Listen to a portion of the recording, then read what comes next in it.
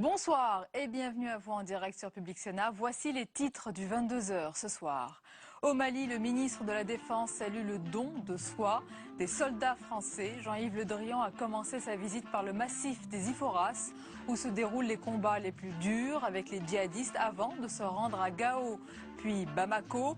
Mon premier sentiment est la fierté, a-t-il dit devant plus de 200 militaires au lendemain de la mort du 4e soldat français au Mali.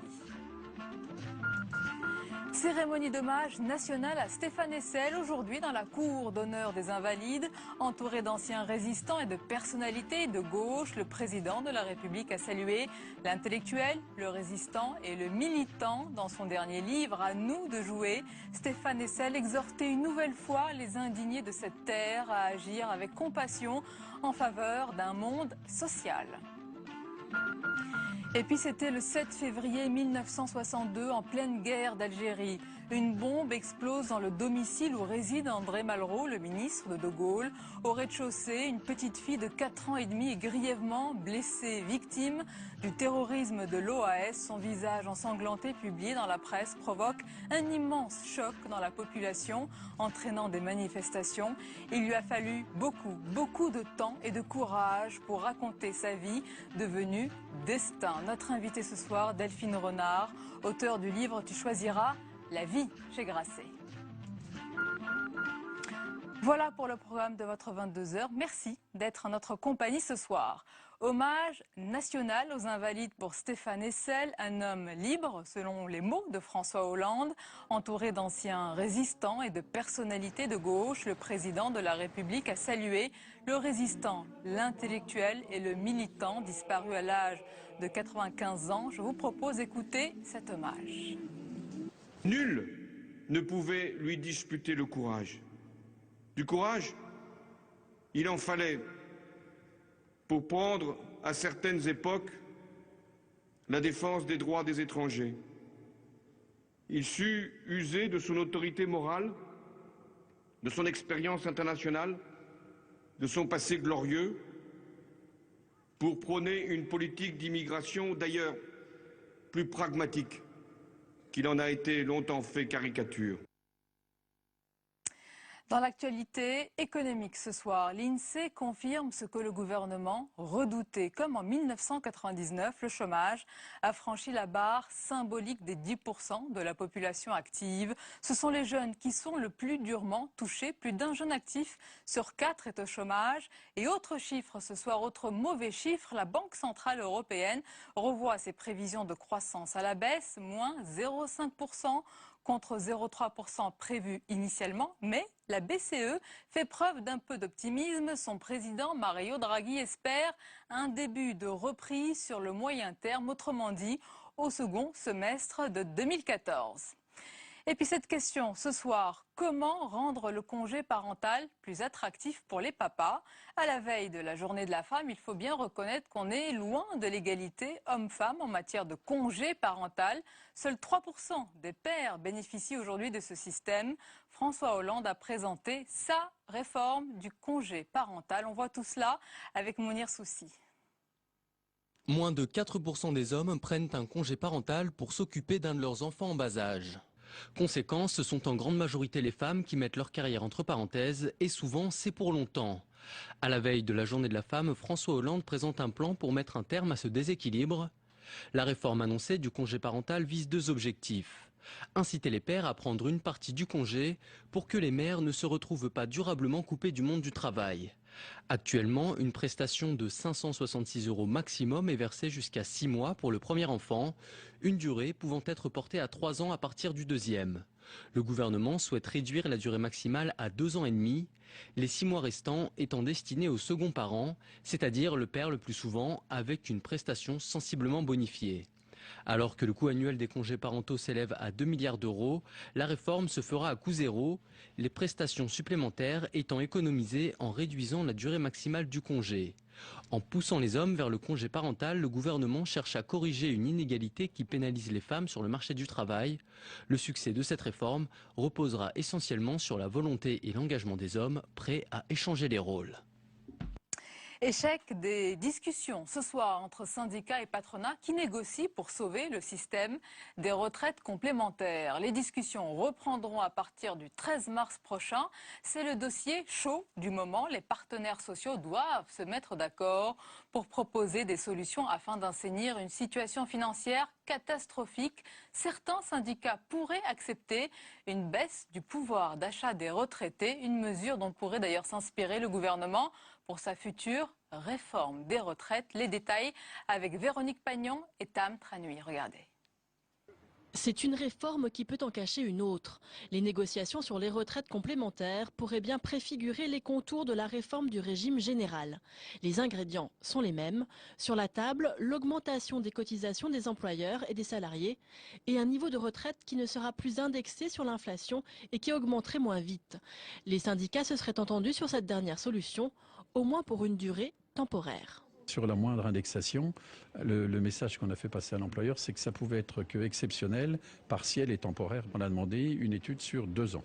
2 ans de quasi-gel des retraites, c'est a priori acquis. Le MEDEF aurait préféré 5 ans. Sur les taux de cotisation, l'accord est plus difficile à obtenir et il fera l'objet de nouvelles négociations la semaine prochaine, à partir du 13 mars. Ce qui se décide derrière ces portes aura sans doute un impact direct sur les futures négociations qui devraient réformer le régime général des retraites. Le gouvernement nous regarde de près et qu'ils entendent appliquer la même chose sur le régime général. Donc on porte une responsabilité particulière dans cette négociation. En effet, revoir la durée et le niveau des cotisations des retraites, les désindexer de l'inflation, le gouvernement ne l'exclut pas, tout comme l'allongement du temps de travail. Il lui faut trouver 22 milliards d'ici 2020 pour sauver le régime général. Et avec nous ce soir, dans le 22h, pour l'analyse politique, Stéphane Rosès, président de CAP. Bonsoir Stéphane. Bonsoir. Avec nous également pour le décryptage économique, Jean-Louis Gombaud. Bonsoir Jean-Louis. Bonsoir Sonia. Jean-Louis, qu'est-ce qui est en débat? Pourquoi ces négociations sur les retraites complémentaires ont échoué ce soir? Alors, pourquoi elles ont échoué et pourquoi elles se résoudront d'ici au 1er avril? Parce qu'au 1er avril, c'est la date à laquelle on revalorisera ces retraites complémentaires et il paraît absolument impossible qu'il n'y ait plus de retraites complémentaires au 1er avril prochain. Alors, il faut rappeler quand même que ces retraites complémentaires sont des retraites qui s'ajoutent aux retraites de base, et ces retraites complémentaires sont gérées, contrairement aux retraites de base qui sont gérées par l'État, qui sont gérées par les partenaires sociaux. Il se trouve que depuis 2010, elles sont déficitaires. Alors personne ne s'en est trop aperçu parce qu'elles avaient beaucoup de réserves, elles puisaient dans ces réserves, et ça fonctionnera comme ça jusqu'à 2017, mais si la conjoncture ne s'améliore pas, en 2017, il y a 10 milliards de déficit et il n'y a plus de réserves. Le débat vient d'être précisé par Tam à l'instant. Il s'agit de... Le MEDEF est arrivé avec une proposition qu'on pourrait qualifier de révolutionnaire. On gèle les pensions. Les syndicats, comme vous avez pu le remarquer, ne sont pas très pour, mais ils ne sont pas très contre, parce que le problème de la survie de ces retraites complémentaires qui intéressent 11 millions de retraités est posé. Il dit oui, mais d'accord, il ne faut pas que ce soit que les salariés qui pâtissent de ce déficit, il faut que les entreprises cotisent un petit peu plus.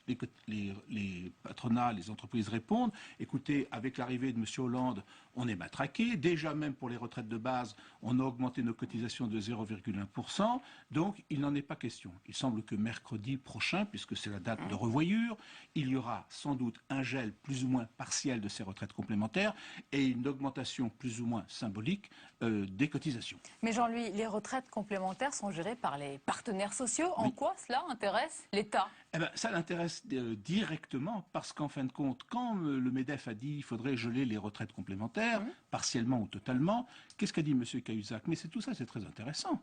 Moi, ça m'intéresserait beaucoup pour mes retraites de base. Et qu'est-ce qu'il aurait là? Il aurait un tampon social. Les partenaires sociaux tamponnerait, dirait d'accord pour un gel plus ou moins partiel, et ça pourrait ainsi interférer avec la réforme des retraites de 2013 pour les retraites de base. Et je vous signale que cette idée de gel commence à se répandre sur beaucoup de postes. L'État a gelé les dotations aux collectivités locales. Il a gelé les barèmes de l'impôt. 1,7 milliard de recettes supplémentaires. Il a également gelé le point d'indice de la fonction publique. 1,4 milliard. Et maintenant, on pourrait passer au gel des retraites. Il gagnerait ainsi 3 à 4 milliards par an. Et certains disent, pourquoi pas ne geler toutes les prestations sociales? Ça permettrait d'économiser... Le gel, c'est maintenant. 10 000, le gel, c'est maintenant. Justement, ça permettrait d'économiser 10 milliards par an et on retrouverait les fameux 50, 60 milliards pour l'ensemble du quinquennat que l'on cherche, en disant les gens s'apercevront à peine, puisque l'inflation est très petite, 1,8% par an, eh bien, on gagnerait ainsi l'argent. Donc, c'était vraiment, tous ces gels, je dirais, font froid dans le dos. Merci beaucoup Jean-Louis pour votre analyse. Dans l'actualité, il y a ce soir la réponse de François Hollande à Nicolas Sarkozy. Dans Valeurs Actuelles, l'ancien président a critiqué l'intervention au Mali. On ne va jamais dans un pays qui n'a pas de gouvernement, a-t-il affirmé, ajoutant « Que fait-on là-bas ? Sinon soutenir des putschistes et tenter de contrôler un territoire 3 fois plus grand que la France avec 4000 hommes ». On écoute la réponse du président Hollande. Si certains s'interrogent pour savoir pourquoi la France est au Mali, c'est parce qu'il y avait des femmes qui étaient victimes de l'oppression, de la barbarie. Si certains s'interrogent pour savoir pourquoi nous sommes au Mali, c'est parce que nous voulons lutter contre le terrorisme, contre la barbarie, contre le fondamentalisme. C'est parce que nous voulons aussi la liberté religieuse. Stéphane Rosès, l'ancien président a rompu le consensus politique observé jusque-là en critiquant l'opération Serval. Aujourd'hui, on vient de l'entendre, François Hollande lui a répondu directement. Pourquoi cette sortie? Pourtant, personne ne conteste ni le bien fondé de l'opération, ni même la manière dont elle se déroule. On parle de succès. Oui, c'est effectivement très étonnant parce que cette intervention soutenue selon les sondages entre 2 Français sur 3, 3 Français sur 4 est tout à fait dans la tradition française, universaliste, avec des droits de l'homme. Deuxième surprise, c'est le domaine réservé du président de la République. Nicolas Sarkozy a été président de la République. Troisième surprise, Nicolas Sarkozy lui-même, n'est-ce pas, a été moteur pour l'intervention en Libye. Je crois qu'il faut revenir à la question du tempérament de Nicolas Sarkozy. Nicolas Sarkozy a un tempérament de sauveur. D'ailleurs, tout au long de son interview, c'est pas un interview d'ailleurs, il y a un début de polémique sur le statut réel de ce qui sort dans Valeurs Actuelles, mais peu importe. La bienveillance de Valeurs Actuelles fait que Nicolas Sarkozy, que ça soit du off ou pas, s'est livré comme personnalité. Et qu'est-ce qu'il nous dit? Il nous dit, vous savez, je préférerais ne pas revenir en politique, mais si on me le demande, je vais bien être obligé. C'est véritablement la posture du sauveur. C'est-à-dire, forcément, on va avoir besoin de lui et malheureusement, il va devoir sacrifier Elle est classique à droite, sa vie personnelle. Oui, c'est classique, mais en général, à droite, on argue du fait que la France doit être préservée et soi-même, on prend toujours soin de mettre la fonction présidentielle au-dessus de sa personne. Or, par cette attaque, Nicolas Sarkozy rabaisse la fonction et l'imaginaire français. Alors quel est le sujet? C'est que dans un pays, il ne peut pas y avoir 2 sauveurs. Et que donc, du coup, le sauveur Nicolas Sarkozy dénie à François Hollande le fait lui-même d'être sauveur au nom de la France. Vous le voyez, ce sont souvent des ressorts de tempérament qui poussent à la faute. Nul doute que si, évidemment, à droite, où le pays demandait à Nicolas Sarkozy de revenir en politique, personne ne s'interrogerait sur la validité, la légitimité et les raisons qui pousseraient Nicolas Sarkozy, lui, à intervenir en France et à revenir en politique. Merci beaucoup Stéphane Rosès. Alors messieurs, restez avec nous. Dans un instant, nous accueillerons notre invitée Delphine Renard. Son nom vous dit certainement quelque chose.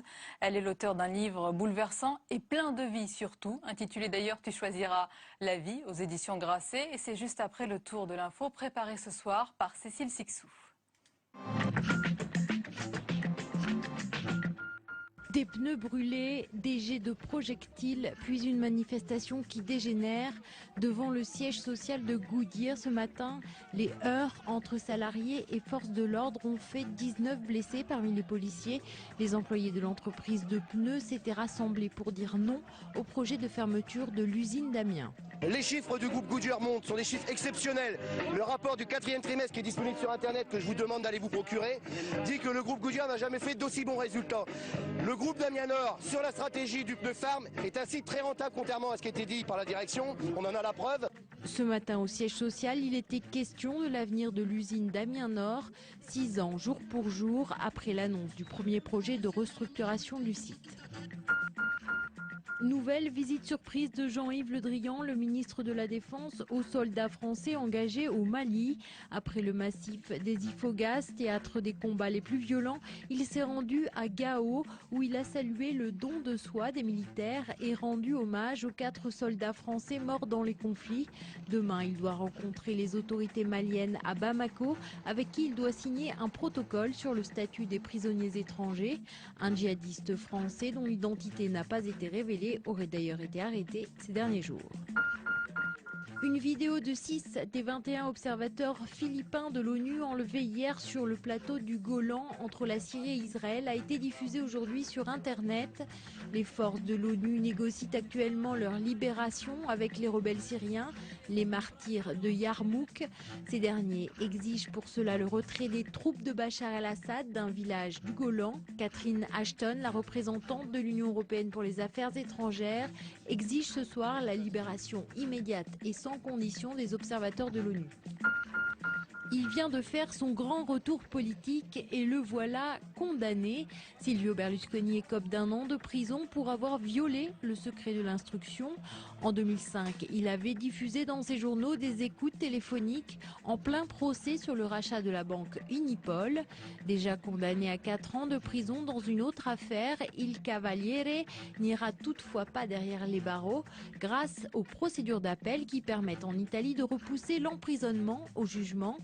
Par ailleurs, l'Italie est toujours dans une impasse politique. Après les élections législatives, la gauche cherche notamment un accord avec Beppe Grillo pour former un gouvernement. Des globes de cristal pour récompenser 6 de nos compatriotes expatriés. Ce soir, Hélène Conway-Mouret, la ministre déléguée aux Français de l'étranger, ainsi que plusieurs sénateurs des Français établis hors de France, ont distingué des entrepreneurs, des humanitaires ou encore des spécialistes de l'environnement pour leur parcours exemplaire.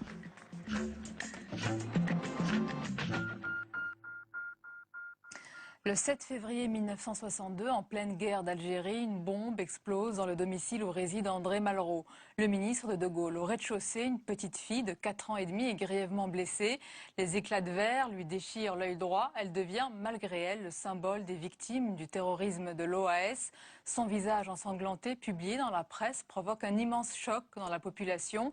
Et il a fallu beaucoup de temps pour prendre de la distance, se reconstruire et pouvoir en parler, écrire aujourd'hui dans un livre très beau intitulé « Tu choisiras la vie » chez Grasset. Elle raconte l'événement qui a changé sa vie en destin. Delphine Renard, bonsoir. Bonsoir Sonia Mabrouk. Bienvenue, on est très heureux de vous accueillir sur Public Sénat. Bienvenue à vous. La photo que des millions de Français ont découvert avec effroi, une photo de Paris Match. Légendé, ce visage mutilé accuse l'OAS. Vous dites dans votre livre qu'elle matérialise un instant suspendu, un temps dilaté, c'est juste après l'explosion. De quoi vous souvenez-vous? Je me souviens d'un énorme bruit et d'un basculement dans l'obscurité, avec mon cri, un espèce de hurlement de bête, et je ne comprenais plus rien. Je crois que j'ai même pas eu mal sur le moment. Et j'avais l'impression qu'on mettait beaucoup de temps à venir. Et puis ensuite, j'ai oublié.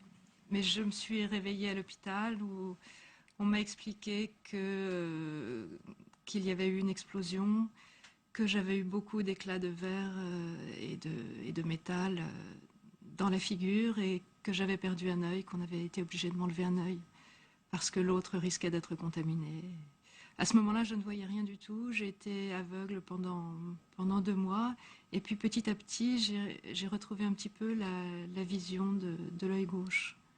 Avant de perdre d'ailleurs complètement la vue, vous l'avez revue cette photo dont je viens de parler, elle vous a suivi, vous le dites, de déménagement. À partir de quel moment vous avez pu bien vous réconcilier avec cet enfant abîmé dans le regard des autres et vous désidentifier un peu d'elle? Oh, j'ai mis beaucoup de temps. Je crois que je détestais cette petite fille abîmée que j'étais et dont se moquait les autres enfants qui se demandaient pourquoi j'avais de grosses cicatrices sur la figure. Donc je détestais cet enfant qui n'était pas comme les autres et que j'étais malgré moi. J'ai mis, oui, beaucoup de temps. Il a fallu beaucoup d'expérience, de peinture, de psychanalyse, de travail corporel et puis de maturation personnelle, je crois. Delphine, je crois que votre compagnon, ce n'est pas un secret, hein, vous le dites dans votre livre, Bernard, qui nous accompagne, a retrouvé dernièrement, il est à côté là sur le plateau, a retrouvé dernièrement une photographie, en tout cas un journal avec cette photo. Et c'est lui qui vous a décrit cette photo avec ces mots. Comment vous l'a-t-il décrit? À vrai dire, je ne sais plus précisément, mais j'ai été vraiment très touchée qu'il cherche chez les bouquinistes tous ces vieux numéros de Match. Je crois qu'il a été très, très frappé de voir mon visage de petite fille. Pour moi, c'était un petit peu banalisé, parce que quand j'étais petite, j'ai vu 36 fois cette photo, qui en plus était ressortie à chaque anniversaire. Et mes parents avaient gardé aussi beaucoup de journaux de l'époque pour que, quand je serais plus grande, je puisse un petit peu essayer de comprendre dans le détail ce qui s'était passé. Parce qu'ils m'ont tout de suite raconté que c'était la fin de la guerre d'Algérie, que l'OAS mettait des bombes. À 4 ans et demi, c'est déjà la vérité. Oui. Vous l'apprenez. Oui. Oui, on m'a jamais raconté de salade. Cette photo, et on va en terminer là sur la photo, vous dites qu'elle a servi à quelque chose, puisque dès le lendemain, des dizaines de milliers de manifestants se sont rassemblés pour dénoncer les attentats et l'OAS. On va écouter un extrait du journal de l'époque. La campagne du plastique continue. Cette offensive en visant M. André Malraux a fait la plus pitoyable des victimes, une fillette de 5 ans qui a failli perdre la vue. La liste des explosions s'allonge. L'OAS comprendra-t-elle la criminelle folie de ces méthodes aveugles qui heurtent toutes les consciences? Passant outre à l'interdiction de toute manifestation formulée et réitérée par le gouvernement, certains partis et groupements ont voulu manifester à la Bastille contre l'action de l'OAS. Des forces policières nombreuses avaient été massées pour faire respecter la décision du gouvernement. Et de sérieuses échauffourées se déroulèrent entre services d'ordre et manifestants, laissant le triste bilan de 8 morts et de 150 blessés.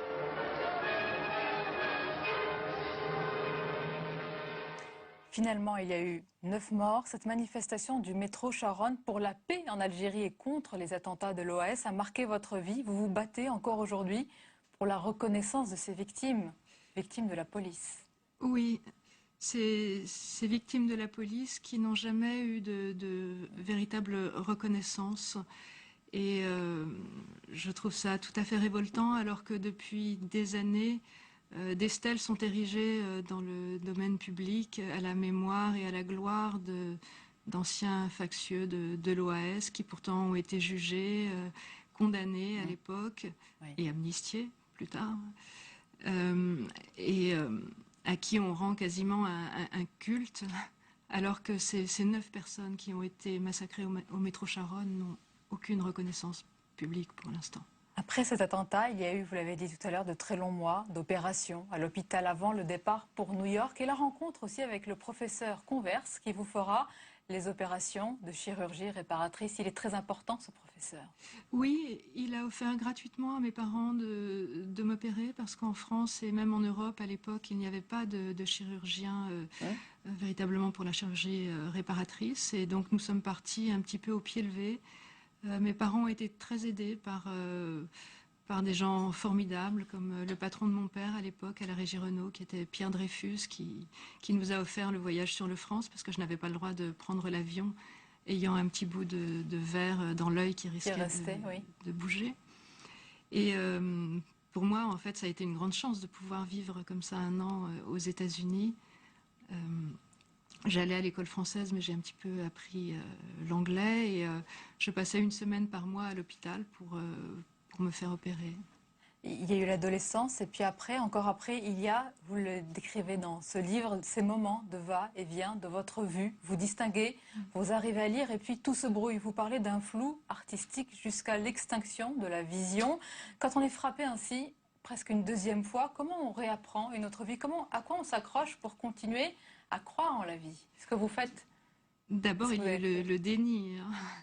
Justement, comme quand j'étais petite, mon petit bout de verre bougeait souvent. J'avais l'habitude de ne plus arriver à lire pendant quelques jours et puis de retrouver ensuite la vue. Et quand ça a commencé à cause d'un glaucome post-traumatique, quand j'avais 15, 20, 25 ans de plus en plus, mais surtout entre 28 et 30 ans, je me suis dit que là aussi ça reviendrait. Et puis en fait, il y a eu un moment où de semaine en semaine ma vue a baissé, mais bon, c'est une expérience que bien d'autres gens ont eue, malheureusement. Et quand je n'ai plus pu lire du tout, j'ai quand même dû admettre la réalité. Et ça a d'abord été vraiment un blackout, c'est le cas de le dire. J'ai rompu avec tous mes amis de l'époque. J'avais vraiment l'impression de découvrir un autre univers et de ne plus du tout avoir de repères. Et j'ai mis beaucoup de temps. Il se trouve que j'étais déjà en psychanalyse à ce moment-là, ça m'a beaucoup aidée. Je me suis mise à refaire beaucoup de musique. J'en avais fait quand j'étais petite et je m'y suis remise un peu d'arrache-pied. De la sculpture aussi pour essayer de développer tout ce qui était la musique, la peinture, toucher. la sculpture occupent une place très importante et vous décrivez très bien tout cet art dans votre livre. Oui, ça a été très important pour moi. Mais même avant de devenir aveugle, je faisais de la peinture. En parallèle à mes études, j'ai fait d'abord Sciences Po et un DEA de l'histoire de l'art. On dit aussi, oui, on dit un mot de Phèdre. Oui, Phèdre, c'est ma chienne guide. Elle a eu un rôle très important. Un rôle extraordinaire. Elle est avec moi depuis plus de 12 ans et vraiment, elle m'a changé la vie. C'est tout à fait différent d'être guidé par un chien surtout tellement intelligent que de marcher avec une canne en tâtonnant. Et vous avez retrouvé vos repères petit à petit. Alors, dans ce livre, il n'y a pas de haine contre les auteurs de cet attentat. On sait que le poseur de bombes a été emprisonné, mais on ne connaît pas tous les commanditaires.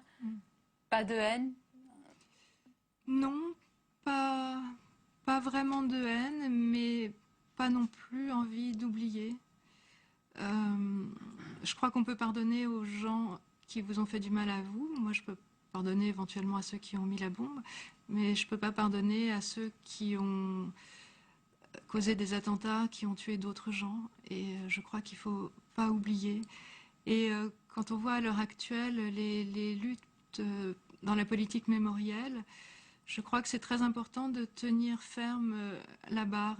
Et je suis heureuse d'être au Sénat où justement, il y a 2 ou 3 mois, a été votée une loi qui avait été initiée par Alain Néry en 2002 à l'Assemblée nationale et qui a fini par être votée là au Sénat en novembre pour reconnaître la date du 19 mars comme jour de souvenir pour les victimes civils et militaires de la guerre d'Algérie. Delphine Renard, on va finir sur le titre. Je vais aussi laisser Stéphane Rosès et Jean-Louis réagir. On finit sur le titre de ce livre. Tu choisiras la vie. C'est un formidable titre. C'est un verset de la Bible qui résume aussi votre parcours. Tu choisiras la vie. C'est ce que vous avez choisi. Oui, j'ai choisi ce titre, ce verset magnifique qui dit que c'est pas forcément évident, qu'on pourrait éventuellement choisir la mort. Stéphane Rosès, Oui, une réaction. Je n'ai malheureusement pas pu lire votre ouvrage, mais à vous écouter, on se dit que votre force et votre capacité je vois un autre psychanalyste, Boris Cyrulnik, parle de résilience.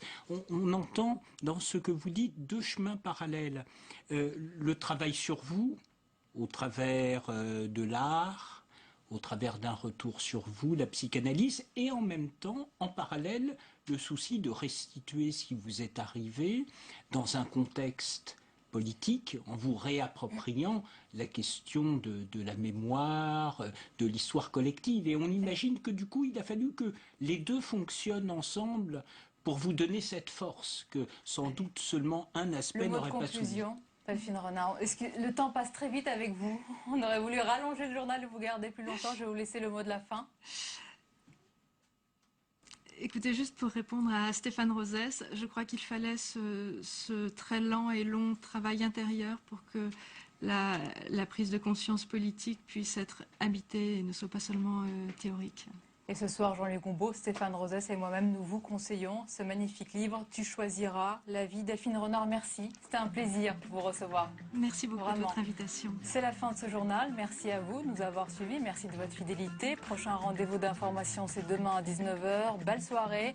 Je vous dis pour ma part, à lundi, avec plaisir, bien sûr.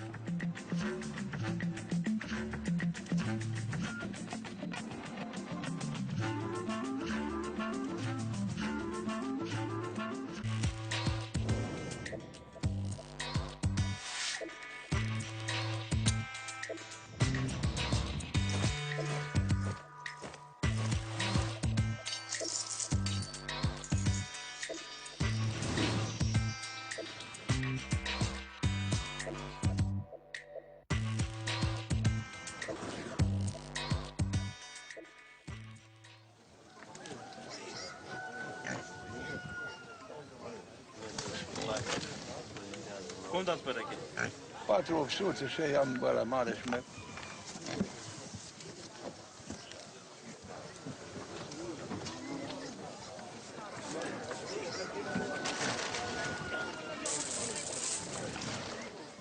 Avec la chute du communisme, on a redonné les terres aux paysans. De cette manière, tous les paysans ont reçu leurs terres, mais c'était des lois qui avaient comme cible la propriété, mais pas la productivité. Donc on vous donne la terre, mais débrouillez-vous. Et ils ont eu du mal à se débrouiller. Pour la plupart d'entre eux, ils sont revenus à une économie de subsistance.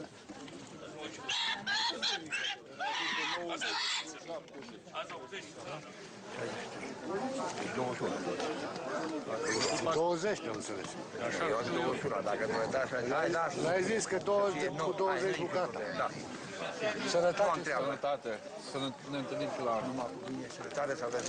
Andrei est éleveur porcin depuis plusieurs générations. 2 fois par semaine, dès l'aube, il se rend sur les marchés des villages du comté de Timișoara pour essayer de vendre ses porcelets. De l'élevage domestique à l'élevage industriel, le porc a toujours fait partie des traditions roumaines. Când toată lumea doarme duminică, eu mă duc la piață, la Libne și mă duc și vând un porcel și cumpăr o pereche de pantaloni. Asta e.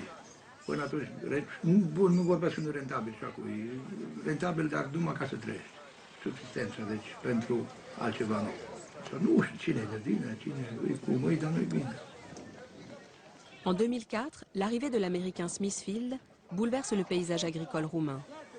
Après le Mexique et la Pologne, le géant de l'industrie porcine, leader sur le marché français de la charcuterie, importe ses méthodes industrielles et met à terre les éleveurs traditionnels.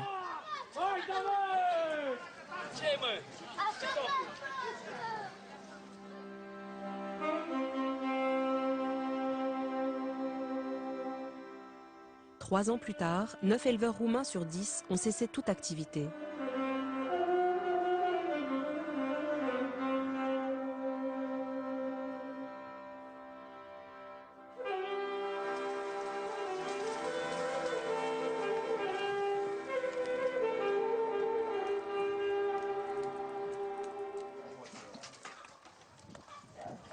Comme beaucoup de petits éleveurs roumains, Andrei gère son exploitation en famille avec son père. Ils sont propriétaires d'une cinquantaine de cochons.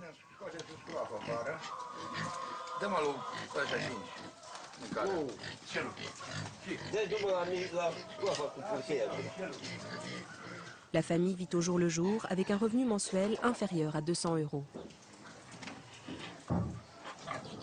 Deci, în general, la țară se muncește vârsta a treia, trecut de vârsta a treia muncesc. Deci nici de cum am alte treburi. Că dacă mergi în piață,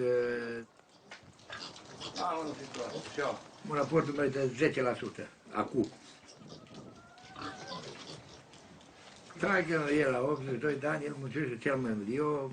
Asta e treaba. Oamenii s-au descurajat, pentru ce să mai crești porci, că n-a fost ce vii, amatorul nu mai e, particulari, nici nu vrea să apropie de ăștia privat, care și privat. Asta e. Deci atunci cine a ținut 3 scroafe, 4 scroafe, a fost bogat, cu bani mulți. Dar până 2000, 2003, 2004 a fost, și-au apărut smiții, lui care au cumpărat, ocupat, a fost bine. De atunci s-a schimbat tot. Deci nu mai. Apoi după 2004 a început cu vaccinarea contra peste porcine, s-au închis exporturile, s-au închis piețele. Atunci lumea a început oamenii să lichideze stocurile. Deci nu mai are rost să țin o lichidată. Ce să faci?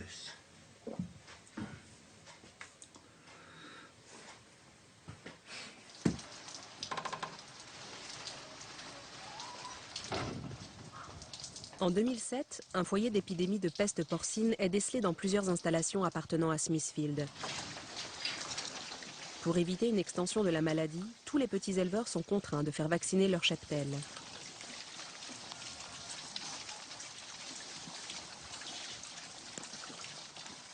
Résultat, leurs porcs sont interdits à la vente en Roumanie et en Europe, les condamnant ainsi à une économie de subsistance.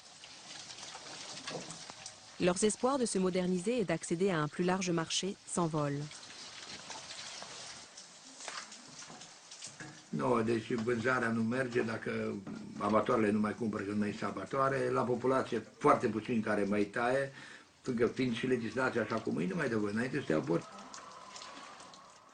Vrem, nu vrem, Europa ne impune. Mergem mai departe. Cât putem, când nu mai putem, am închis și gata, vedem ce face. De nou, nu. Le jour de l'intégration, disons, il y a eu deux crises de suite, la crise du fromage et puis la crise du porc. Ils ont appris qu'ils ne peuvent plus tuer et bon, gestionner, disons, leur porc à la manière traditionnelle. On n'a pas su offrir des moyens de conversion, disons, de passage de paysans à agriculteurs, parce que c'est le grand passage par lequel est passée toute l'Europe occidentale en tout cas, on ne l'a pas fait. Alors aujourd'hui, on ne peut pas tenir le pas avec les exigences de food safety, les exigences en général d'une production alimentaire. Alors ils se sont retrouvés avec une interdiction de continuer d'être paysans et sans les moyens de devenir des agriculteurs. Alors ils sont devenus des ouvriers de fortune.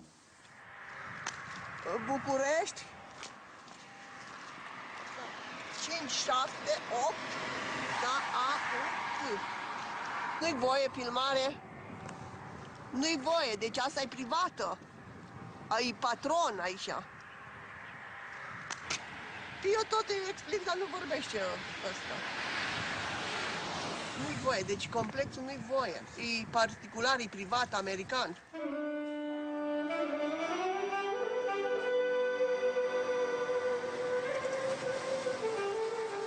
À son arrivée en Roumanie, Smithfield commence par racheter Contim, une bouchée de pain. Cette ancienne exploitation d'État, fierté nationale, était auparavant un des acteurs principaux sur le marché européen. Il acquiert ainsi le principal abattoir du pays, mais également un large réseau de distribution.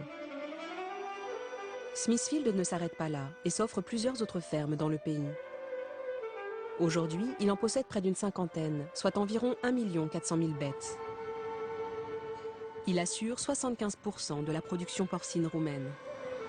Il est devenu le premier producteur roumain.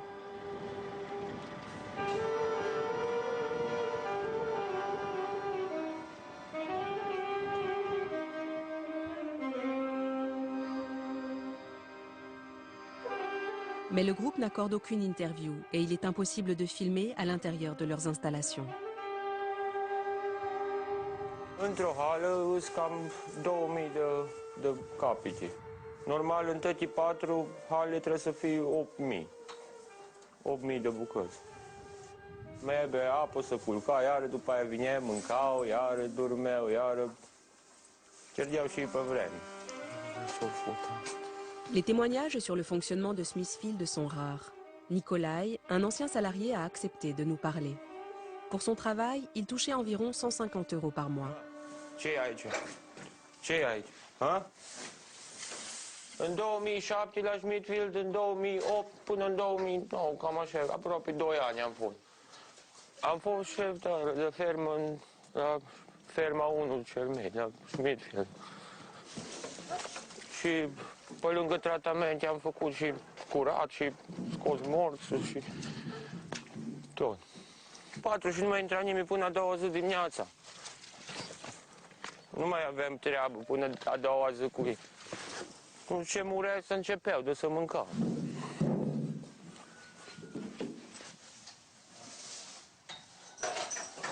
Când mureau, atunci le scoteam afară, dacă eram, le duceam la ars, acolo la cuptor.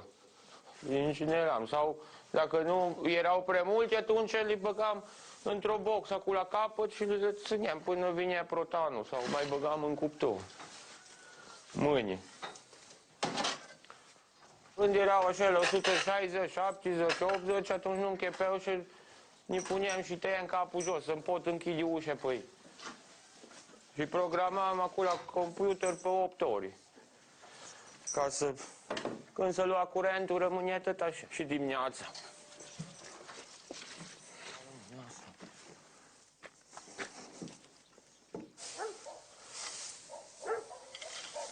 Aia era cel mai greu pentru noi, că mirosea urât.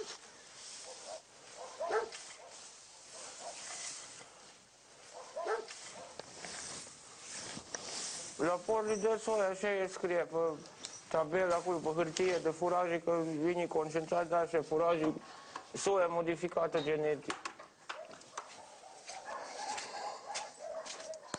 În condiții, eu am rezistat cam 2 ani de zile la ei acolo, dar din cauza condițiilor și a salariului n-am mai stat.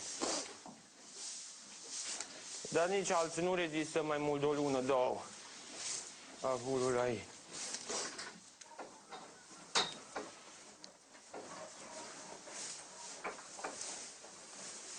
Toujours le même modèle, 4 salariés pour 8000 bêtes. Sous le communisme, Contim employait à lui seul 30 000 personnes. Aujourd'hui, Smithfield n'emploie plus que 2000 personnes.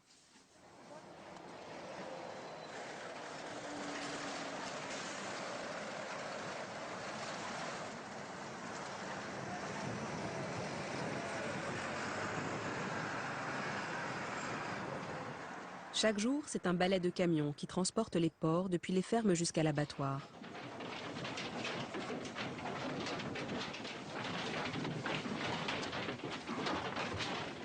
« 600 bêtes sont abattues par heure, à 6 mois de maturité. Ces élevages à grande vitesse et à moindre coût permettent à Smithfield de casser les prix du marché et de tenir éloigné tout concurrent.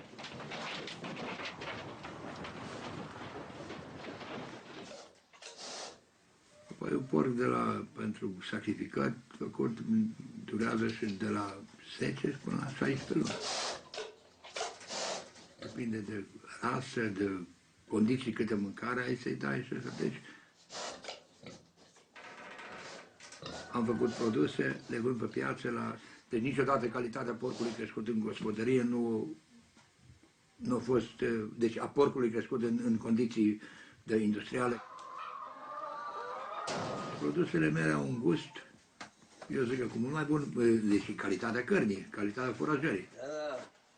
La mine e carne 100%, pe când în produsele industriale, poate carnea nimeni nu știe ce folosesc, dar ăsta e adevărul. Atunci n-are.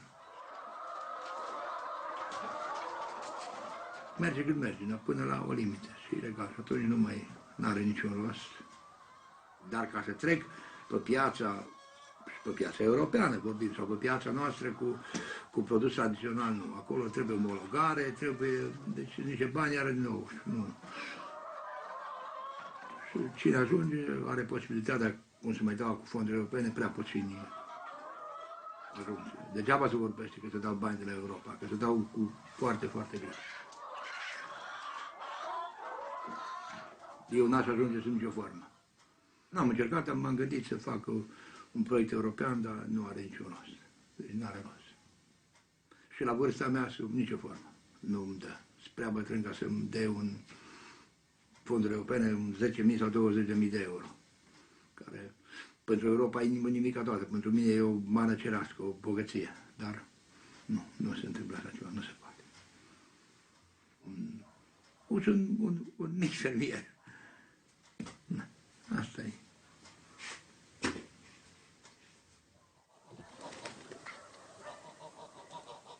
L'absence de subventions européennes et nationales a fragilisé les petits éleveurs. Leur nombre est passé de 500 000 à 50 000 en 4 ans. Il faut avoir les moyens d'entrer en concurrence avec les grandes multinationales. Et ça, de toute évidence, on n'a pas les moyens.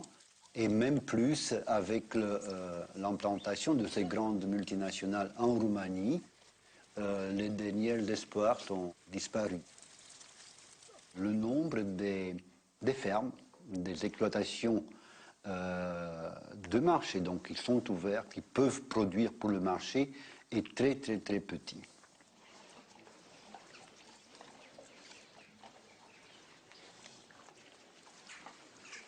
Si les petits paysans sont définitivement hors course, quelques fermiers semi-industriels tentent de résister à l'hégémonie de Smithfield.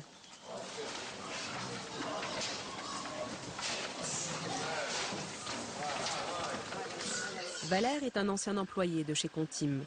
Il a racheté cette ferme d'État après la chute du communisme. Malgré son savoir-faire et son cheptel d'environ 8000 porcs par an, il peine à se maintenir à flot face aux géants américains.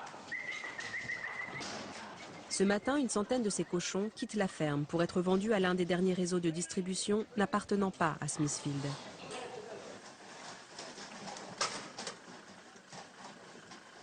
Régulièrement, Valère reçoit la visite d'un vétérinaire. Cum v-a afectat frigul ăsta, domnul director? Am scăpat destul de ușor până în momentul de față. Am avut ce ne trebuie, am avut furaje aici, am avut oameni la lucru, avem mai puține animale în momentul de față la livrare. Și ruginitorile astea vechi, dracu, trebuie schimbate, știi cum e, domnul doctor, dar n-ai cu ce împins la măsii. Bine, bine. Uitați-vă, animalele sunt în condiții bune, furaje au la discreție aici, ale cam sănătoase, nu prea avem probleme cu... Stăpânim cu ce avem la dispoziție aici. Halele trebuie modernizate neapărat, fiindcă nu sunt condițiile cele mai bune pentru animale. Eu am avut un proiect european, n-am putut să fac, fiindcă n-am avut garanție pentru banca a cerut-o de la mine, nu? Un nou proiect l-am depus. Cu sprijin din partea băncii? Am găsit o bancă cu care noi lucrăm în momentul de față. Proiectul care îl avem acum costă 1.250.000 de euro. Da. În ce condiții? Dobânda în jur de 12%, cam asta e dobânda la bancă în momentul de față. Si Valère veut rester compétitif face à Smithfield, à terme, il va devoir moderniser ses installations trop vétustes et pas assez mécanisées. Pour bâtir son empire roumain, Smithfield a perçu entre 2008 et 2011, au titre de la PAC, 823 000 euros de subventions agricoles. Des subventions obtenues dans le cadre d'une agriculture équilibrant modernité et environnement. Il aurait également perçu quelques millions d'euros du gouvernement roumain. Fermes, usines de fourrage, abattoirs et réseaux de distribution lui garantissent une certaine indépendance face aux fluctuations du marché. Mais certains s'interrogent sur le coût de cette course au profit. L'envers de la médaille, c'est qu'on est arrivé à une saturation, d'une part, une saturation par rapport à tous ces produits de marché qui ont perdu leur goût. Et d'autre part, aussi, il y a une prise de conscience qui remonte du fait de tout ce qu'on a perdu, en commençant avec les ressources, l'eau. L'eau, ça commence à poser des problèmes dans les villages roumains et c'était impensable. Et en finissant avec le goût. Donc on a perdu vraiment des ressources jusqu'au goût, on a perdu tout en savoir-faire et surtout en savoir-vivre. L'élevage intensif des porcs produit une très grande quantité de déjections qui sont extrêmement polluantes. La commune de Nitskidov, où Smithfield a installé 3 méga-fermes, en paye le prix fort. Un ancien responsable de l'une de ces 3 fermes a accepté de témoigner anonymement sur le fonctionnement du système d'épandage des déjections.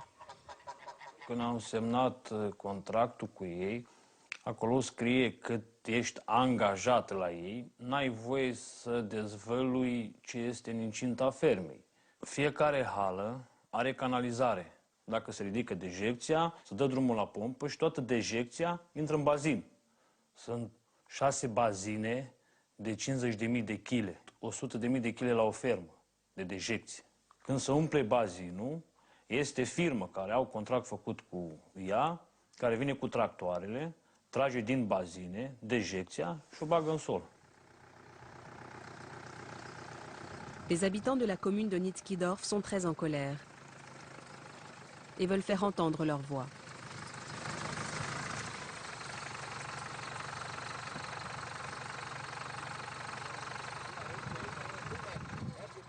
Mă numesc Crețu Ciprian, locuiesc în comuna Nitzkidorf. În legătură cu poluarea, nu se poate locui în sat din cauza mirosului, pentru că toate dejecțiile de la aceste 3 complexe le devarsă în apropierea comunei Nitzkidorf și fără să le pese ce se întâmplă și dacă ne poluează sau nu. Trăim ca și cum chiar am stat chiar în graști. Da, apă potabilă nu o să mai fie pentru că pânza freatică este infectată, oricum este o comună pe cale de distrugere. Fermele sunt prea aproape amplasate de comună. În primul rând, nu aveau voie să se construiască aici și totuși s-au construit. Trebuia să respecte o anumită distanță care impune niște norme europene, care trebuie să aibă o distanță anumită de o localitate sau de o pomicultură sau de o pădure. Ce să faceți? Aici, la noi, în localitate, am avut cea mai mare plantație ecologică din România. Și a distrus mai bine de jumătate de plantație, a distrus locuri de muncă, a distrus oameni. Deci oamenii care au lucrat aici nu mai pot să lucreze, că nu mai au unde. Că arde, uite, se văd acolo cum e arsă aia, cum se duc, uite, unde se strânge e arsă apa. Îs 3 complexe, unul lângă altul, la distanțe de câteva sute de metri. Constantin, propriétaire de ce verger biologique de plus de 300 hectares, subit de plein fouet la pollution des sols liée à l'épandage des déjections des fermes de Smithfield. Acum se văd deja efectele nocive asupra pomilor care au început să se usuce. Cel puțin 60% din pruni și aproape 90% din cireș, vișin și din măr sunt uscate. Din producții de la 20 de tone până la 40 de tone pe hectar, n-au mai rămas decât simbolic la cireș, dacă mai sunt 10 cireși. Les lois imposent un contrôle régulier des sols. Il incombe normalement aux mairies de les effectuer. La chaîne alimentaire est en jeu. Am cercetat probe de apă, atât în primul strat cât și al doilea strat de apă freatică. Am avut colegi care au terminat încărcătura în nitrați, nitriți în produsele proaspete, salată, ridic, chiceapă și așa mai departe. Și au fost concentrații nu mari, foarte mari. Deci, din acest punct de vedere, există o poluare foarte, foarte mare a solului. Malgré ces constats, peu de gens semblent informés sur les conséquences d'une telle pollution. Seuls quelques médecins isolés, comme les Nuta, semblent s'en préoccuper. Poluarea apei provine din infiltrarea în pânza freatică a dejecțiilor de la combinatul Smithfield. Numai de acolo, poate, că pe raza comunei nu există alte unități care să polueze și să producă dejecte de animale. Avem infiltrații de nitrat în sol, de la amoniac, care sigur că se materializează în prezența nitriților în apa potabilă de băut. De băut, practic, nu mai este potabilă dacă are nitriți. Și asta influențează starea de sănătate a populației. Pentru că nu toată lumea are posibilitatea să bea apă îmbuteliată. Da, avem aici buletinul de analiză de urină a unei paciente care are prezenți nitriți în examenul de urină. ceea ce înseamnă că apa pe care a consumat-o a fost poluată. Aux États-Unis, berceau du groupe, Smithfield a écopé de l'amende la plus importante jamais dressée pour pollution, 9,4 millions d'euros. En Roumanie, il a été condamné par les autorités à plusieurs amendes de quelques milliers d'euros. Pas de quoi inquiéter le commissaire à la protection de l'environnement. Cel mai mare investitor în județul Timiș în sistemul intensiv de creștere a porcinilor este SC Smithfield Ferme SRL, care în perioada 2007-2009 a primit foarte multe sancțiuni, atât din punct de vedere al felului cum au fost realizate fermele, al felului cum au fost gestionate mortalitățile de animale și a felului în care au fost folosite dejecțiile pe terenurile agricole. Sancțiunile nu s-au aplicat doar la SC Smithfield, s-au aplicat și la agenți economici din județul Timiș care colaborau cu această societate. Prinde unul și îl și ducem, gata. Numai că...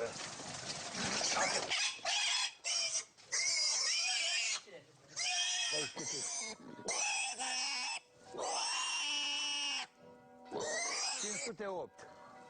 Atâta. Après 5 années d'interdiction d'exportation suite à la grippe porcine, la Roumanie peut à nouveau vendre son porc à l'Europe.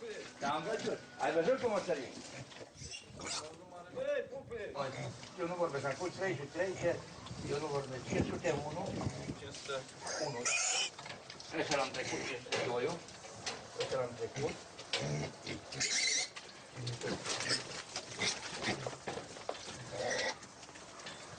504, scrie acolo.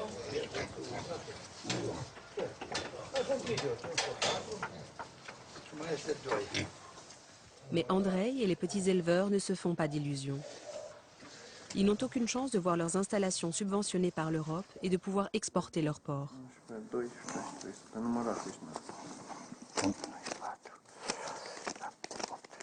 Ne leur reste qu'une économie parallèle, considérée aujourd'hui comme illégale par le gouvernement roumain.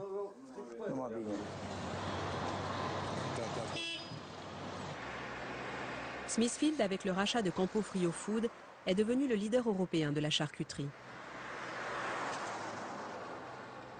Justin Bridou, Aoste, Cochonou lui appartiennent désormais. Au premier semestre 2012, il a exporté vers la France 1400 tonnes de porc.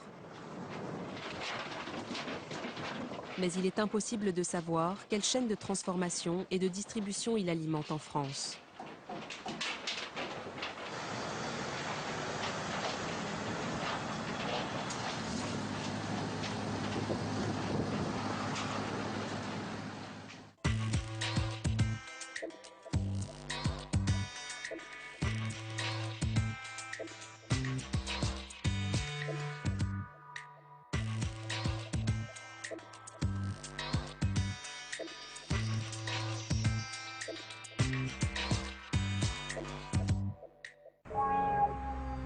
Comment construit-on des mosquées aujourd'hui en France? Et qui pour les gérer? Il en existe aujourd'hui 2200 et 200 sont en projet. La mairie nous a aussi demandé de faire de ça une vraie mosquée, un vrai symbole. Il ne faut plus qu'on voit des mosquées de cave ou de garage. Un lieu de prière tel que celui-ci manque aujourd'hui cruellement pour les musulmans, mais au-delà pour toute la ville, un lieu, je dirais, décent. Enquête en région lyonnaise dans ce premier numéro d'Affaires à suivre. Demain, 18h30 sur Public Sénat.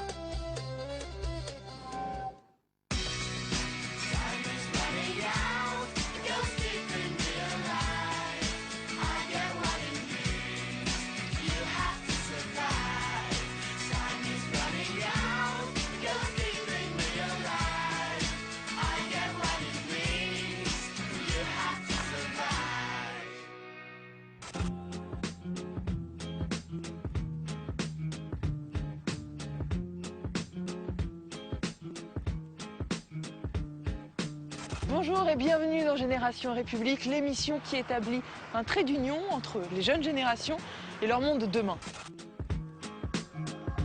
Ce mois-ci, nous allons parler d'une institution que nous connaissons tous très bien de l'intérieur, l'école est-elle connectée à notre 21e siècle? Promeut-elle vraiment l'égalité des chances, laïque, gratuite, obligatoire? Quelle évolution pour notre école?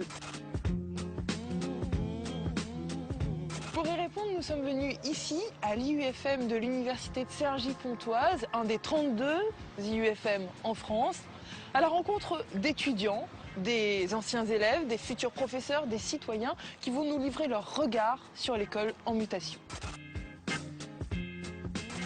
Ils seront ponctuellement éclairés et pourront interagir avec notre invitée ce mois-ci, Nathalie Mons, professeure en sociologie et spécialiste des questions d'éducation. Allez, immersion!